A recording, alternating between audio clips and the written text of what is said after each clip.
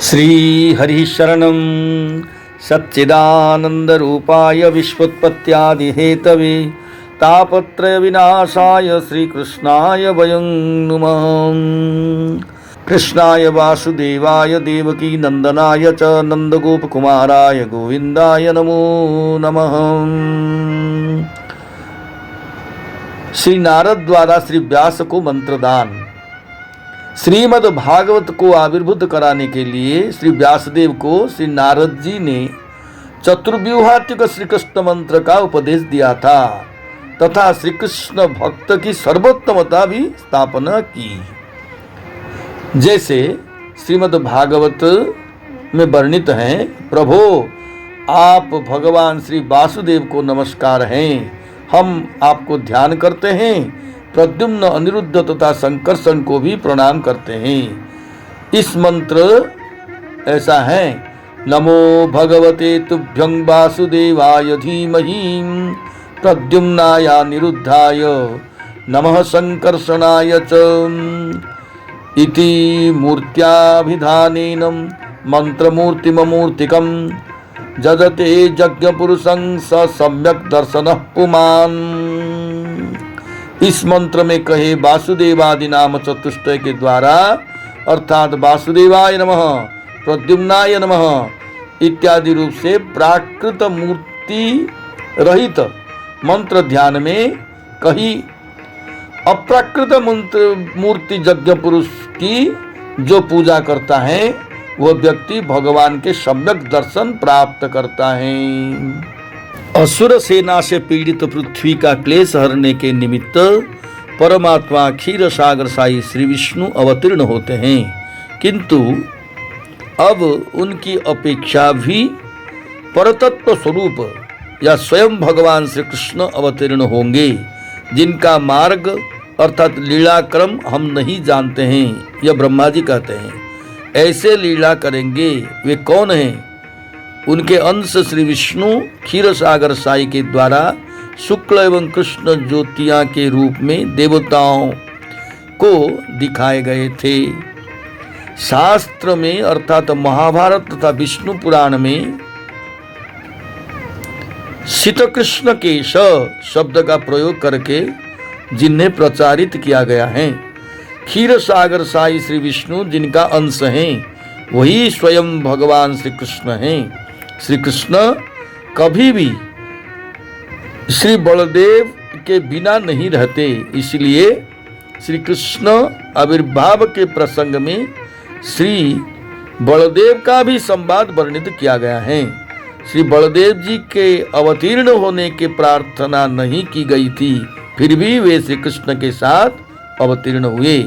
प्रश्न उठता है, जब क्षीर सागर साई पुरुष की अपेक्षा श्री कृष्ण परतत्व स्थानीय हैं, फिर वे केवल पृथ्वी का भार हरने के लिए स्वयं क्यों अवतार ग्रहण करते हैं? इसका उत्तर देते हुए कहते हैं कि निश्चय ही श्री कृष्ण अपने अंशों के द्वारा असुर संहार, भूभार हरण का कार्य करा सकते हैं, किंतु अब वे अपनी ऐश्वर्य माधुर्यमय लीलाओं की परम मधुर संपदा का वितरण करने के लिए स्वयं अवतार ग्रहण कर रहे हैं।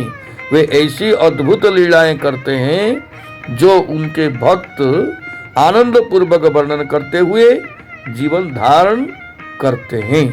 यद्यपि श्री कृष्ण अपने अंश किसी भगवत स्वरूप का द्वारा अथवा अपनी इच्छा के आभास के द्वारा ही पृथ्वी का भार भरण का कार्य अनायास संपन्न कर सकते हैं, तथापि जिन भक्तों के वे स्वयं एवं उनके श्री चरण कमल ही जीवन सर्वस्व हैं, उनको आनंदित करने के लिए वे स्वयं अपनी लीला कादम्बिनी की माधुरी की वर्षा करने के लिए अवतार ग्रहण करते हैं।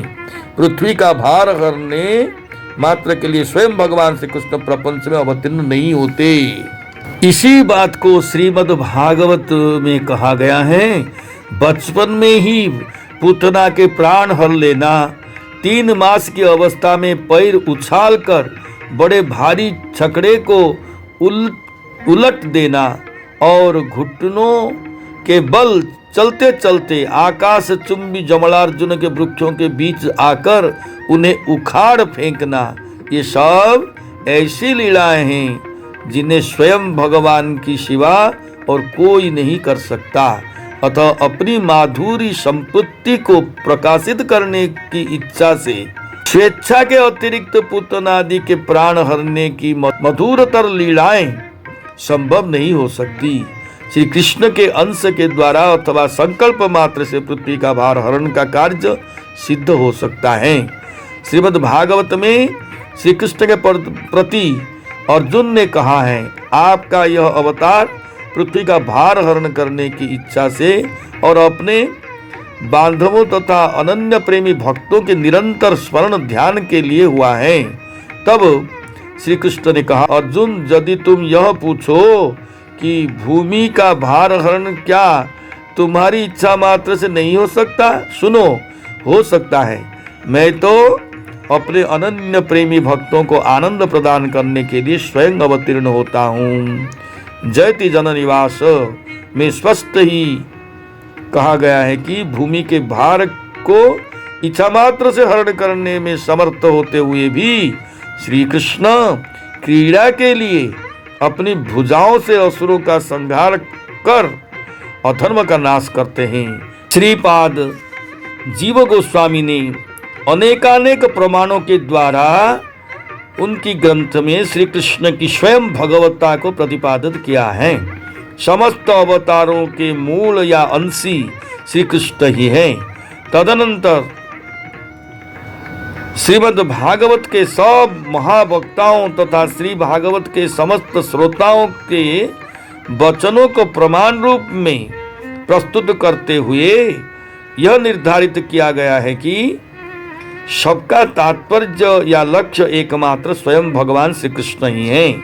श्री व्यास जी, श्री सुखदेव जी, श्री सूत जी, श्री नारद आदि वक्ताओं से लेकर श्री परीक्षित, मैत्रेय आदि, श्री शौनकादि ऋषियों पर्यंत और श्री ब्रह्मा तक एकमात्र स्वयं भगवान श्री कृष्ण को परम ब्रह्म, परात्पर तत्व, परमेश्वर, सर्वावतारी, सर्वोपास्य रूप में या संबंध तत्व रूप में निर्धारण करते आए हैं। जय श्री कृष्ण।